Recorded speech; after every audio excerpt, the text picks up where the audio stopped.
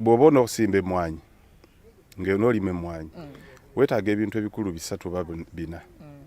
Ekisooka weetaaga ettaka kubanga emmwanyi produce bw'ogenda mu production nga tulinawo ogenda ku producingira oba tulina kyogenda kukolawo.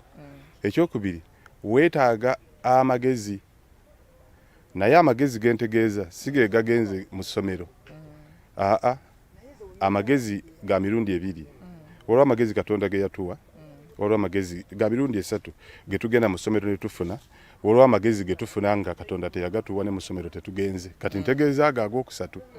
Amagezi agalimu emmwanyi osobola okugafuna nga tosomye, ate era Katonda ago si agagaba nti alina amagezi g'emmwanyi Katonda ge yamuwa. Ogenda n'onoonya manoonye wegali.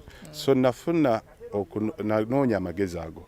Otya ogenda mu bakusingako oba mu bakusooka okukola ekintu, ate n'ogenda ne mu bakugu abakisoma. Kati ebyo ebisatu bw'obikuŋŋaanya n'obiteeka wamu osobola okufuna amagezi era nange bw'ente bwe nakola. Okay. N'osimba emmwanyi ekika kya cutting. N'esimba emmwanyi ekika kya cutting. Ogisanze otya cutting eno? Cutting ndoza ye Black Gold. Owa Buganda wano. Ettaka lyaffe lyagala nnyo. Bye tulina byeyagala. Tulina amazzi mangi wano. Tulina n'ettaka eggwanvu. Esobola okuleeta omukono guno ekyatambula ogiraba. Ate neeno ekyali nto ngenda kutandika ginoga naye girabe ebirimba ekyabitambuza neeno yennyini ekyatambuza nayongeddeko kati nakateekako ekigimusa yakava musana period gye tuli musi yankuba nti tubadde mu kyeya naye ogiraba nti ekola bweti. Kati waliwo abantu ebintu bibanuuza okwemalamu amaanyi okulima emmwanyi ya cutting nti tegumira musana. Gwe omusana ogwagaza ki? Ekimera kyonna tekisaba Katonda nkuba. Omulimi gwe kisaba amazzi. Kati yo omulimi n'asaba Katonda amazzi. Naye kakati wano yamala dde okugatuwa. Nga bwe ngambye nti amasaze 18 gonna geetooloddwa. Wootegerera nti Butambala aweddeko nnyingira Mawokota wateeka okubaawo omugga. Okuva e Buddo okutuuka e Kooki wateeka okubaawo omugga. Kakati tulina emigga egy'amaanyi simayina oba gyenkanawo obungi. Naye omanyi nti n'ettaka mu bitundu bingi okuva kuli Akasibantu okudda kulya Nampima amazzi ge gasalawo. Kati ne wano kwe tuyimiridde mazzi. Kakati omusana ogwagaza kirwaki emmwanyi kaabirira nti mpa amazzi nga muyimiridde nago. Nja kutambuza gye bujja nja kuba nkulaga. Ffe twakikola tutyo kuba tulina amazzi. So naye bw'ogiwa ebyo byeyagala ekuwaamu ate ekubisaamu emirundi mingi. Okay, njagala tugende mukuumulako bwe tukomawo tukyalina omubaka Kasibante tuli musambaze ez'emmwanyi alina yiika ezisoba mu 18 ate nga atugende nti akyasimbira ddala kuba omulimu agule nti gukolera ddala ssente. Tovaawo tukomawo. Mukwano gwange kulisa nnyo mukumulamu okwo nenkwebaza okuba nti ogenda maaso n'okola BBS telefine yaffe nanyo nnyini ddala programu eno emmwanyi terimba. Nagambye nti sabbiiti eno ne sabbiiti ejja naye eryeddako tulina ekyenjawulo. Tulina omubaka Honorable Kasibante Moses abamumanye nnyo yabadde akiikirira abantu b'e Lubaga North okumala kumpi ebisanja 2 mu Paalamenti ya Uganda. Bwe yavaayo akyawummudde mu kikyazzaako ali mu kirime eky'emmwanyi. Kyeŋŋamba abantu baffe benkubiriza nti bw'onooba olimye emmwanyi obugagga ogenda kuba nabwo mu 5. Omubaka bagamba nti oli bwakuwa amagezi ku mmwanyi nawe yiiyayo ati owuwo. Creativity mu mirimu gino gye tukola kintu kikulu nnyo. Nkulabye olina akantu koosiba ku mmwanyi zakakwata obuwuka obukaza abamu bubalemesezza omulimu. Ensonga eno njagala yongera ogitangazeeko ku bantu. Akacupa. Kakati tulina obuwuka obukaze emmwanyi babuyita black twig borer ndoza bannasayansi be batuuma amanyi. Naye ffe wano tubukazaako era mwana bw'ayita munagamba buli obwakati bwakomyewo n'omanya. Kakati obuwuka obwo bujja ne bukola damage y'amaanyi tukimanyi. Abamu n'emmwanyi bazivuddemu olw'obuwuka obwo. Eddagala gye liri erya chemical. Naye ssente likendeeza ku magoba g'omulimi. Kakati kiri kyogambye nti bw'oyiiya ekiki ekisobola okukendeeza naawe ssente ez'okuziwa abalala kiba kirungi. Kakati ekicupa kino kiweddemu ddagala oba kyali kya Weedmaster oba kyali kyaki. Kakati nze ne nkikozesa ne nfunamu ebirala. Munda mwakyo mulimu akacupa ka walagi. Embuli yennyini eyo emandule. Mandule sina ono jule. Si jule. Ate nera njogera mpola abamunywa abanyiza okujja n'akasumulula. Bannayuganda obamanyi. Kakati walagi oyo tumuteeka wano si mu bubi si wa kulemesa bantu kukola. Obuwuka obwo nabutegeera nga ngenze okunoonyereza ku mikutu abantu babeera ku mikutu gya social media okwo nga kukunamirako oba kukolerako ebintu ebintu buleega owero ekyo business nungi naye nze amagezi mangi ag'okulima ngajjako naye nkazuula nti kawunyiriza nnyo kaagala nnyo walagi oba akakaze emmwanyi kakati nina fruit trees endala balina gyengenda ne banguza traps naye nagenda okutegeera nga mulimu kawoowo akawuka ke kagoberera ke kaba kaagala ke bateekamu ne bajja ne bakatrappinga kati nengezaako wano nensala amadirisa mu kyupa kyange muno munda nenteekamu amazzi akawuka ako kafa nnyo amazzi nga kagenze mu mazzi gennyini kafa mangu kakati nenteeka eno waggulu gyensibidde akawuzi waliyo mandule walagi kati akawoowo gwe tosobola kawulira kuba si kyekintu kyo naye ye akawuka kali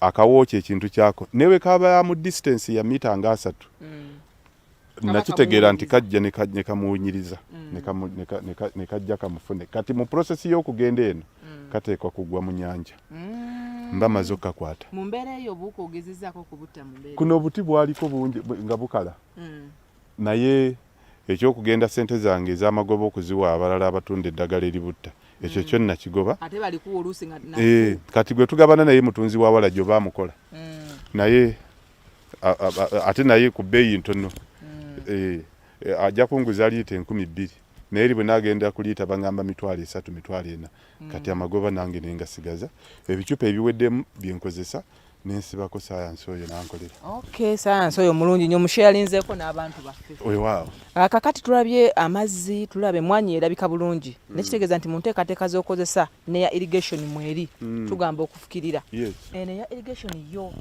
wagitambuza otya okulaba nga nayo ekuyambako mu nnimi ennungi ekisooka nasima oluzi wano nalujja mu fuuti 65 wansi kakati oluzi olwo nenfuna ne tanka eyo ya mutwalo gwa liita gye mulabye ogw'amazzi ne pampu kati nkuba amazzi nengawanika waggulu gali mu fuuti nga 18 okuva meters nga 18 okuva wansi nenfuna gravity ennungi mukasana nga maze okupampinga amazzi eri ennimiro yonna nagikonekitinga ne payipu zino eza bulijjo ez'amazzi kakati nze omusana ne bwe gutuuka tegunnemesa kugenda maaso nakunoga ebya sizoni z'emmwanyi 2 nze nabivaamu buli season tokaliza ate kakati tuli mu September zino noga zino laba zatandise dde okwengera abantu tulinda November abatafukirira kubanga badipendinga ku nature njagala okugumiza ekintu kino Katonda ensi yagituwa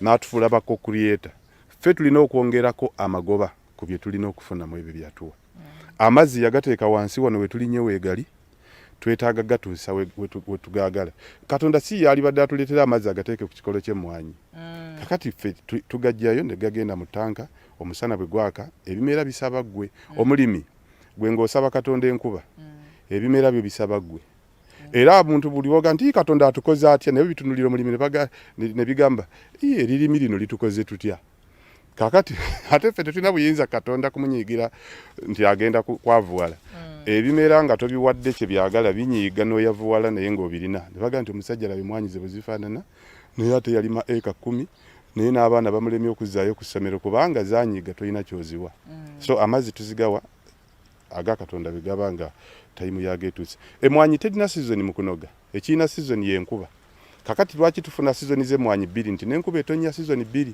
so bw'oba ofukirira n'ojjamu ebya sizoni egenda kumulisa buli kiseera nga era eyengera buli kiseera kati batono bwe twenkana bwe tuti nga balina obulimba obuliko red abamu bukyaliko obulinga muwemba nze nezitanaba kwengera enkuba eno birenga 2 wiiki nga 2-3 emmwanyi yonna ejja kuba efuuse red nga ndi ku bizinesi ekimu ku kyenneegombye ku nnimayo y'engeri gye wasengekamu ebikolo bye by'emmwanyi n'ebika eby'ebitooke bye wateekamu kati wano twasimba emmwanyi wano okusinga twakozesa fuuti 15 mu mmwanyi emmwanyi eno wano waaliwo etajja bulungi era tugenda kuzaamu kakati wano zino kyali mu fuuti 5 naye wano kiri mu fuuti 10 space eno kati wano netukozesa fuuti 3x3 ez'ebitooke naye of late tukyusizaamu emmwanyi eno njizudde nti esobola ogendako emiti 4 ne gusigala nga buli muti gukuwanga gunaago bwe gukuwa senga otunuulira ekikolo ne bwe kibanga kino naturally ebimera bino emwanyi zino n'ebitooke tuziyita tropical trees nti zimerera mu nsi eno yaffe etonyamu enkuba ate efuna average y'omusana ogw'essaawa 6 buli lunaku kakati enjuba bw'ebeeva eno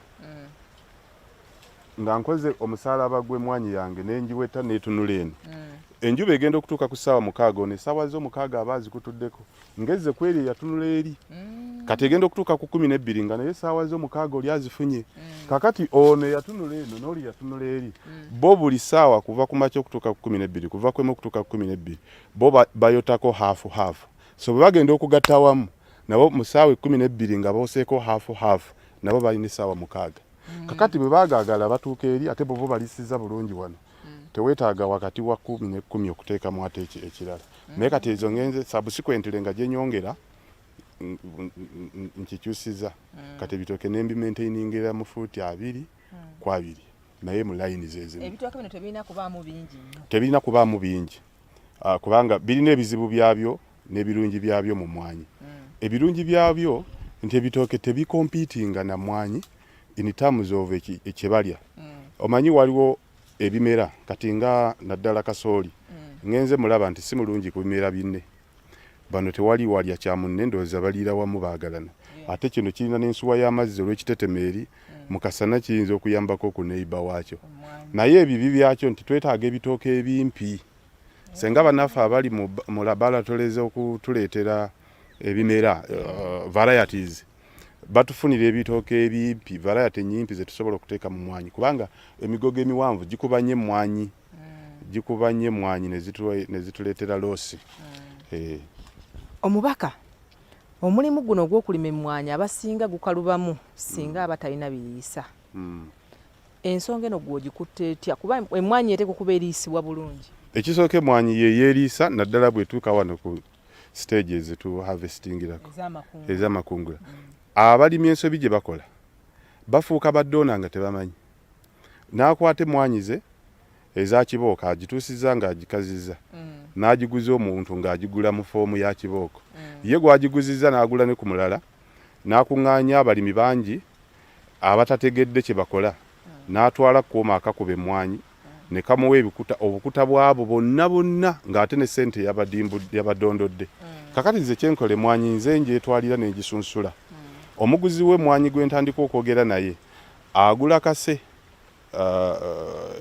FHU sewogera na wa kibooko bano bakibooko manya bazunga ne buminzaani wano temusaabalira wange tebakyama sina business nabo actually nange kyensobola okukola ogwabwe nange gukola nembagamba nange abaneetolodde buli alina kibooko emulemeredde gireete wano nze mbaweemu akasente nga bwe tuba tutegeeraganye kubanga muli nfunamu bintu bibiri nti buli lwoyongera ku mutindo oyongera okufuna ssente mu kintu kumpi kyekimu njijjako bujja kakuta nenfuna ssente nyingi kyokka ate n'akakuta nenkakomyawo ne kafuuka ebigimusa ekyokubiri kakati wano mbeerawo n'abakozi bokka balinga nga n'ebisolo gundi zonna department nzitaddeko tuli mu bakozi nga 8-10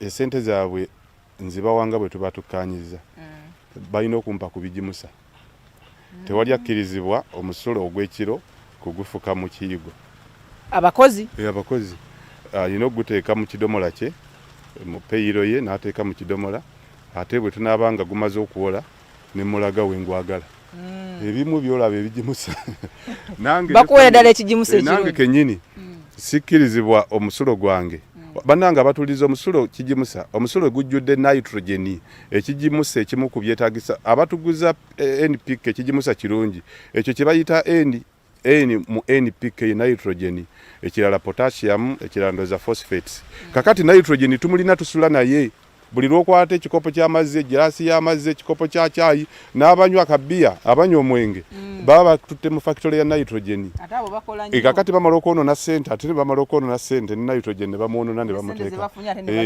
omulimi tasula nitrogen kakati wano nakizudde n'abadde n'okunoonyereza kwenkoze ebiveera nze kasasiro tumwokya ne tumuleetanga evvu waliwo okutya nti plastic omu ava mu petroleum aba wa bulabe naye no waffe nakizudde amakolero agasinga agakola obuveera ne plastic bakola mu starch kati starch already mmere nze bwe mwokya n'afuuka evvumba nziza mu starch naye ali rich in fertilizers nyingi mulimu nitrogen mulimu potassium mulimu phosphates kati nkendeeza ku loosi gyenkwata nempa bali ababikola abasinga abachina bayindi bajja kukola sente lwaki nze omulimi mbawa kuzange